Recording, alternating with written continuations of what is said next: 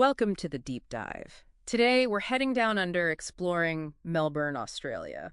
It's famous now for these incredible, vibrant laneways. That's right. And often the story you hear is that it all just sort of happened spontaneously. Bohemian creativity bursting forth. Yeah, a bit romanticized, maybe. Exactly. And our mission today is really to dig into that, to show you how this transformation wasn't just luck. It was actually the result of some very deliberate, multi-pronged strategies. And leveraging a crisis, you mentioned. Yeah, uniquely tapping into a really severe economic crisis. We'll uncover some surprising policy stuff and the huge role coffee played. Often gets overlooked. Okay, I'm hooked. So we're going from, what was it, a neutron bomb downtown, quite a description, Yeah, it painted a picture, didn't it? Devoid of life. to a global coffee capital. Let's get into it. So take us back, Melbourne CBD, 1980s. What are we actually looking at? Well, it was pretty grim, honestly. The center was hollowed out. I mean, the number of people actually living there had crashed. How bad was it? It dropped from like over 5,500 people in the 60s down to maybe 2,000 by the 80s. Just empty after work hours. And the laneways themselves, the Yeah. ones that are now so trendy. Oh, they were just service quarters. Narrow, dark, sometimes pretty smelly, defined by the rattle of bins, the hum of air conditioners, not places you'd wander down for fun. Right. Functional, but not exactly inviting. Not at all. And then this decline hits an economic wall. How bad was the recession for Melbourne specifically? It was a major catalyst. The early 90s recession hit the whole country, but Victoria, where Melbourne is, got slammed disproportionately hard. Worse than other states. Oh, yeah.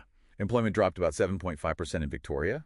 Compare that to New South Wales, maybe 2.9%. It was severe. Wow. And that kind of economic pain, well, it creates this political will for drastic action, for actual innovation. Sometimes you need that push. So hitting rock bottom forces a rethink. Okay, so faced with this, what was the plan? What did they actually do first? One of the big early moves was a policy called Postcode 3000, kicked off in 1992. Postcode 3000. What did that involve? It was pretty groundbreaking, actually. It actively incentivized people to live in the CBD again. Things like discounted council rates, cutting fees, making the planning process smoother for residential developments. So making it cheaper and easier to build apartments downtown. Exactly. And it worked. By the late 90s, you had something like 3,000 new apartments. People were coming back.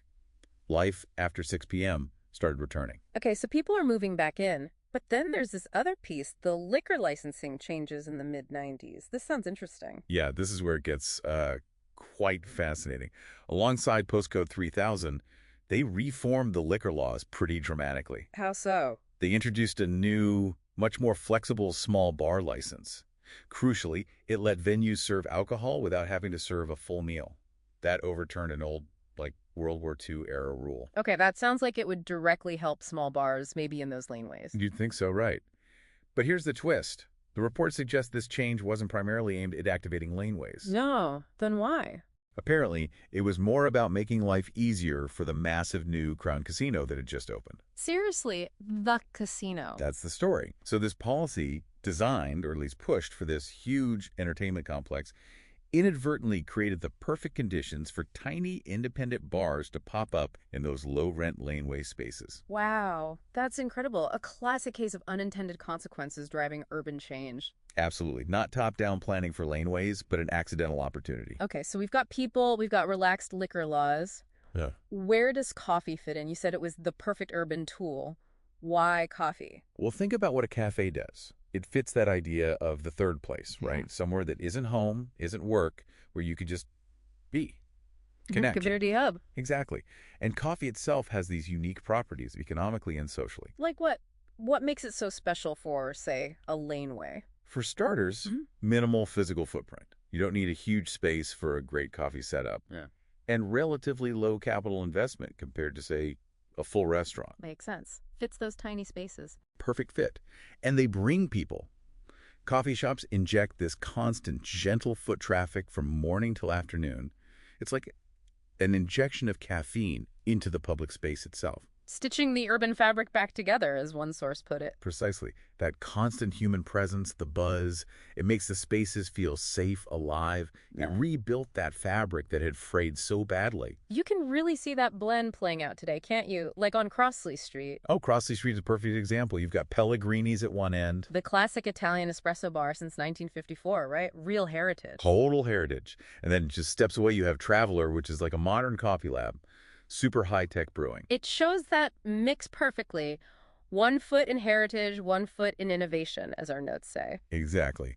That's Melbourne's laneway identity in a nutshell. But success brings its own problems, I guess. What's this paradox of success? Well, it's gentrification, isn't it?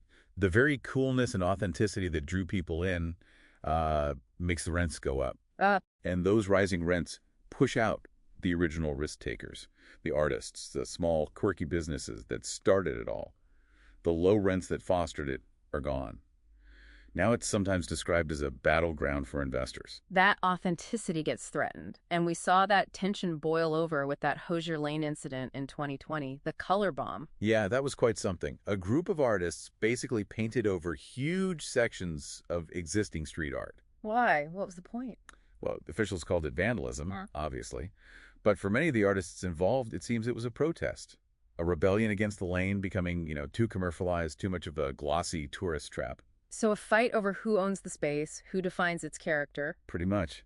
A fundamental question for any city that changes like this. Who gets to say what it should be? Despite these issues, Melbourne's model is famous. Other cities have tried to copy it. Oh, absolutely. It became a global benchmark. Cities like Sydney, Toronto, Seattle, they've all looked at Melbourne and tried similar things, adapting it to their own context, of course. Green alleys, pop-up art, etc.